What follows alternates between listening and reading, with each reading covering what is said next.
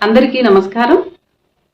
విద్య నేర్పిన గురుదేవులు శ్రీ శ్రీ శ్రీ ఆచార్య ప్రబోధానంద యోగీశ్వరులు వారికి, జగద్గురువైన శ్రీకృష్ణ భగవంతునికి నమస్కరించుకుంటూ, ఈరోజు భగవద్గీత జ్ఞానం అందరికీ తెలియాలి, అందరికీ ఈ జ్ఞానాన్ని చేరాలని ఉద్దేశంతోనే మీ ముందుకు వచ్చి భగవద్గీతని చదువుకోవడం జరుగుతున్నది.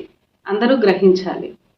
ఈరోజు భగవద్గీతలోని కర్మయోగమున అధ్యాయంలో 6వ శ్లోకం గురించి వివరించి తెలుసుకుందాం. కర్మేంద్రియాణి సంయమ్య యా అస్తే మనసా స్మరాన్ ఇంద్రియార్థాన్ విమూఢాత్మ మిథ్యాచారస్య ఉచ్యతే. ఈ శ్లోకము బ్రహ్మయోగము మరియు జీవాత్మ గురించి తెలియజేయటం అయింది. భావము: ఇంద్రియముల పనులను నిగ్రహించి జ్ఞానేంద్రియముల యొక్క విషయములను స్మరించువానని మూఢాత్మ అందురు. ఇంకొంచెం వివరించి తెలుసుకుంటే ఇక్కడ ఏమంటున్నారంటే, మనస్సు యొక్క ఆదేశానుసారము పనులు మాత్రము చేయు కర్మేంద్రియములనబడు కార్యేంద్రియములైన కాళ్ళు, చేతులు, నోరు మరియు గుప్తముగా ఉన్న 2 మొత్తము 5 కదలకుండునట్లు చేసి గొప్ప బ్రహ్మయోగం ఆచరించు వాని వలె పైకి కనిపిస్తూ లోపల మనస్సునందు జ్ఞానేంద్రియములైన కన్ను, ముక్కు, చెవి, నాలుక, చర్మము యొక్క విషయములను జ్ఞప్తికి తెచ్చుకొని వాటిని యోచిస్తూ కూర్చుండు వాని సాధన యోగ సాధన అనబడదు. పై ఇంద్రియములను నిగ్రహించుకున్నప్పటికీ లోపలి విషయములు యోచించు వాని ఆచారమును మూఢాచారము అంటారు. ఉదాహరణకు ఇక్కడ స్వామివారు భగవద్గీతలో ఒక ఉదాహరణ తెలియజేశారు. ఒక వ్యక్తి యోగము చేయుచున్నాననుకొని ఒక మంత్రమును మనస్సునందు ఉచ్చరించుచు కదలక కూర్చున్నాడు అనుకుందాము. అతని బయట ఇంద్రియములు పని చేయుకున్నను లోపలి మనసుకు జ్ఞానేంద్రియమైన చెవి విన్న విషయము జ్ఞప్తికి స్మరించుచున్నాడు. ఏ పనులు చేయకుండా యోగం ఆచరిస్తున్నానని కదలకుండా కూర్చున్నప్పటికీ అతని బయట ఇంద్రియములు పని చేయుచున్నాయి.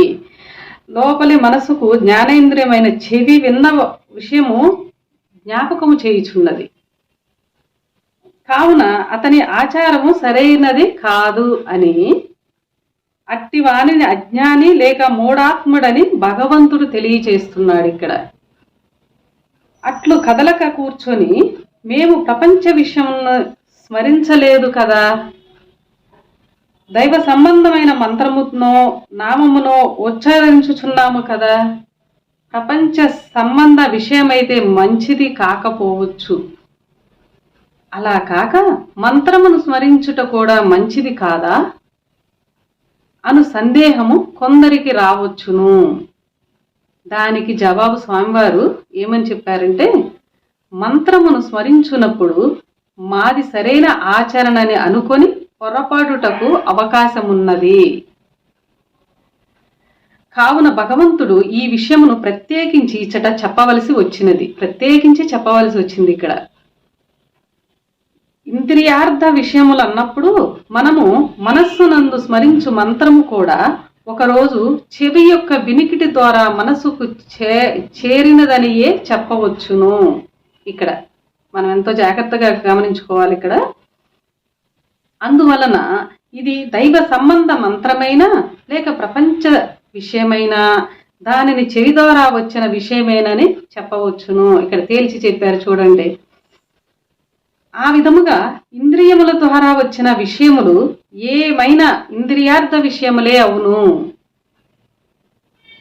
బ్రహ్మయోగ మనున్నది ఏ ఇంద్రియ విషయమునకు సంబంధము లేనిది. బ్రహ్మయోగమనున్నది ఏ ఇంద్రియ విషయమునకు సంబంధము లేనిది. కావున కదలక కూర్చొని ఏ విషయమును స్మరించినా అది సరైన ఆచరణ కాదని, కదలకుండా కూర్చున్నప్పటికీ అది సరైన ఆచరణ కాదని, దానిని బ్రహ్మయోగము అనరని తెలుపుచు కదలక మనస్సునందు దైవ మంత్రమును స్మరించుట కంటే కదలుచు ప్రపంచ విషయములు ఆచరించు కర్మయోగము మంచిది అని ఇక్కడ భగవద్గీతలో తెలియజేశారు మనకి. ఇంకొంత వివరం తెలుసుకుంటే మనకి ఇంకా కొంత అర్థం కాగలదు. అందరికీ నమస్కారం.